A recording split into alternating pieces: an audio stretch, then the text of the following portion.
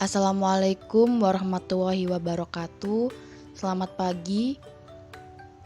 Kami di sini akan mempresentasikan hasil kerja dari kelompok kami mengenai laporan bisnis.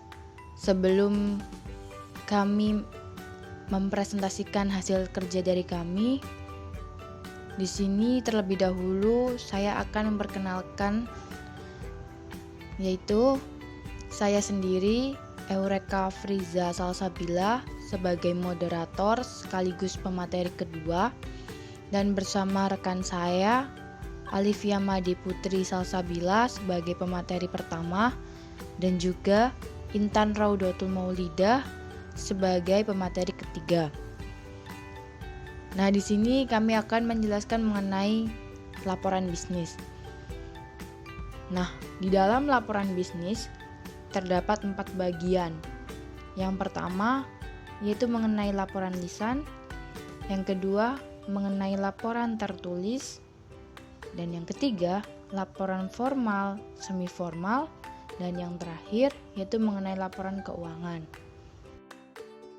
Baik, yang pertama ada laporan lisan. Laporan lisan merupakan laporan yang dilakukan dengan menceritakan secara langsung hasil pengamatan dan analisis sehubungan dengan tugas yang diberikan oleh pimpinan.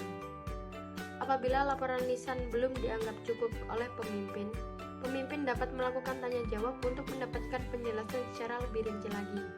Namun apabila laporan lisan sudah dianggap cukup, kita tidak perlu membuat laporan lainnya. Yang kedua ada laporan tertulis. Laporan tertulis adalah suatu laporan di atas kertas yang memuat keterangan tentang hasil pekerjaan, hasil kunjungan, hasil analisis, dan sebagainya dari tugas-tugas yang dipercayakan kepada seseorang.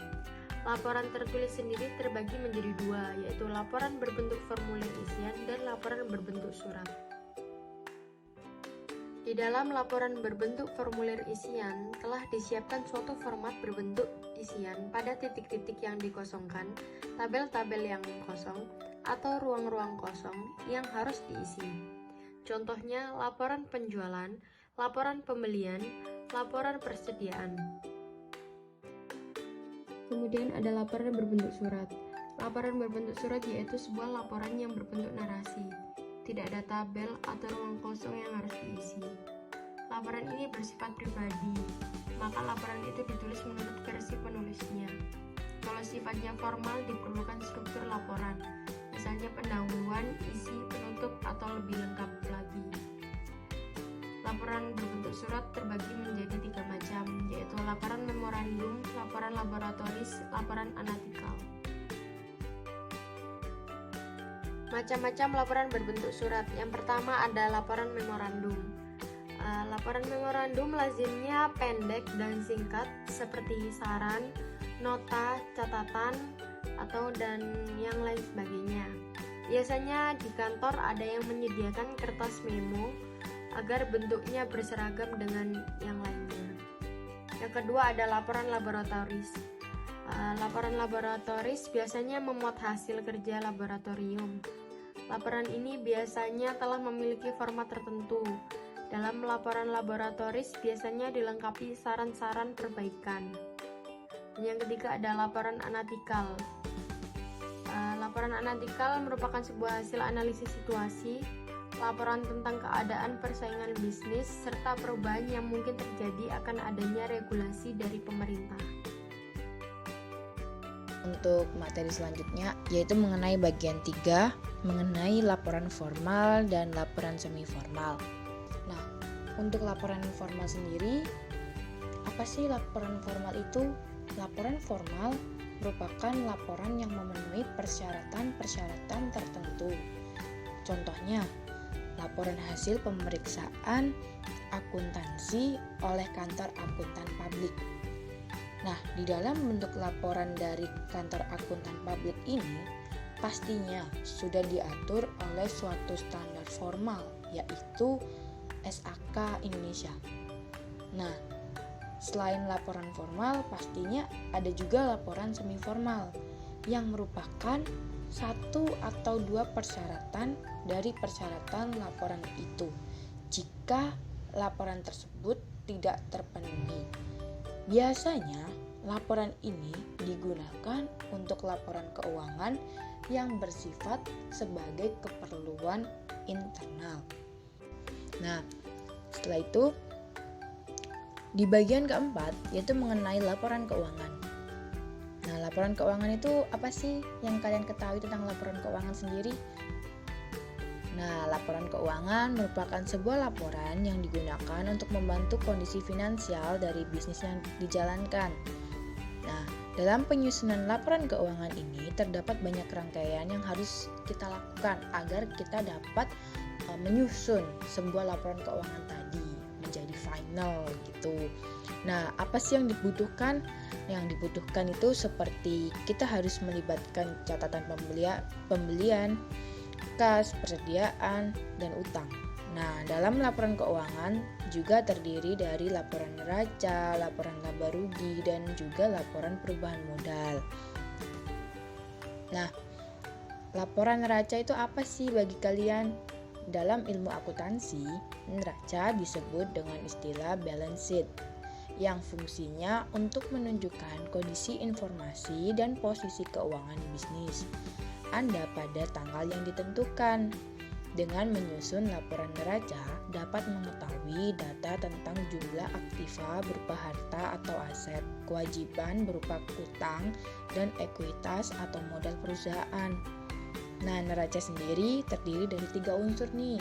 Yang pertama yaitu aset, yang kedua liabilitas, dan yang ketiga ekuitas. Nah, dalam menghitung neraca itu diperlukan aset sama dengan liabilitas ditambah ekuitas. Nah, kita dapat mengetahui nih di sebelah kanan yaitu laporan posisi keuangan atau kita sebut dengan neraca oleh PT Sejati Permuda. Untuk selanjutnya yaitu mengenai laporan laba rugi. Laporan laba rugi ini tuh fungsinya untuk mengetahui apakah sebuah bisnis tadi itu berada dalam posisi laba atau rugi. Nah, laporan laba rugi juga disebut sebagai income statement atau profit and loss statement. Umumnya, laporan laba rugi ini tuh ada 2 cara penggunaan dalam menyusun. Yang pertama menggunakan single step dan yang kedua menggunakan multiple step. Tetapi single step itu relatif lebih mudah dibandingkan dengan multiple step gitu. Kenapa? Karena jika di multiple step itu pendapatan dipisah menjadi 2 kategori. Yang pertama pendapatan operasional yang berasal dari kegiatan pokok, dan yang kedua pendapatan non-operasional yang didapatkan dari luar kegiatan pokok perusahaan gitu.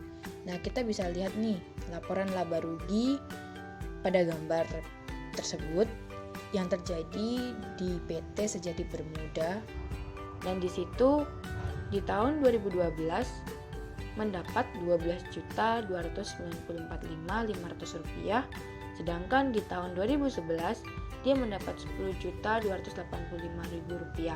Berarti dapat kita simpulkan di tahun 2012 dia mengalami kenaikan.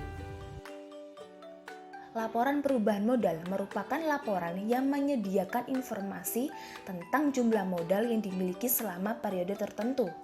Melalui laporan perubahan modal ini, kita dapat melihat mengenai seberapa besar perubahan modal yang telah terjadi, lengkap dengan penyebab perubahannya.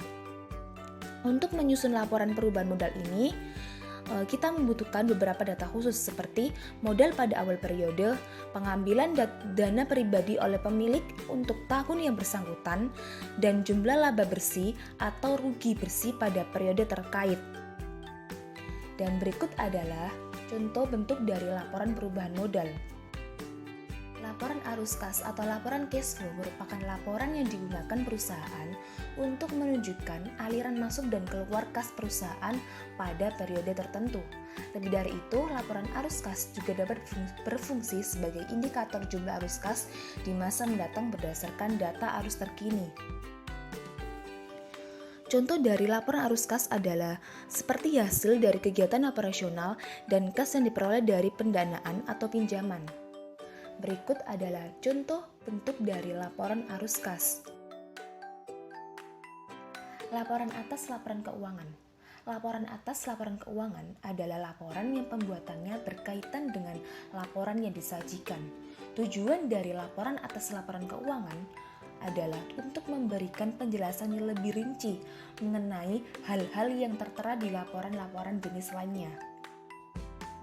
Kesimpulan dari materi yang telah kami sampaikan adalah pada setiap kegiatan bisnis perlu adanya dokumentasi.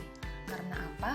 Karena kegiatan bisnis itu selalu berhubungan dengan bukti-bukti seperti nota, kwitansi, faktur, bukti transfer, dan sebagainya.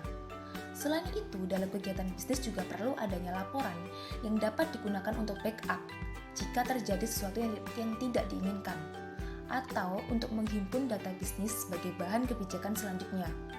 Laporan lisan memang tidak tertulis, tetapi laporan lisan pun bisa didokumentasikan. Laporan keuangan berguna untuk melihat kemajuan perusahaan. Selain itu, banyak lagi laporan lainnya seperti laporan memorandum, laporan laboratoris, dan laporan analitikal, serta laporan formal dan semi formal.